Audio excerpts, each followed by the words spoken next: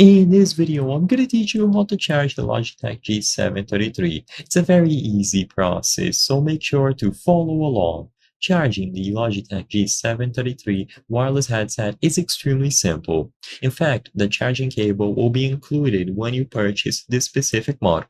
So when you unbox the Logitech G733 Lightspeed, you will be able to find the USB wireless adapter that you use it to connect to any platform like a PC, PlayStation 4, and PlayStation 5, and also the included USB-C to USB-A cable. This is the cable used for charging the headset. Now, you can plug it into any suitable USB power source. Primarily, this is going to be your PC, but you can also use something like a laptop. You just need to make sure that the USB port that you are using is capable of distributing power.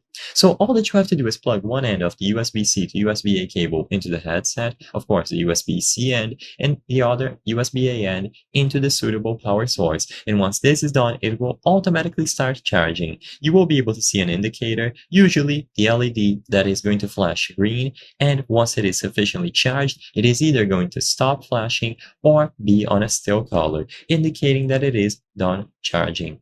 So once it is done charging, you can unplug it, press the power button on the headset, and it will automatically pair itself up with the USB wireless dongle.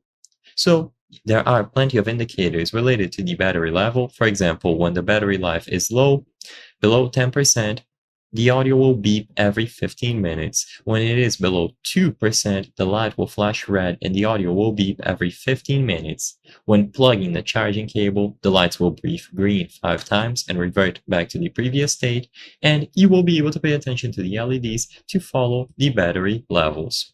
I hope I was able to help you on how to charge Logitech G733 headset. If this video helped you, please be sure to leave a like and subscribe for more very easy tips. Thank you for watching.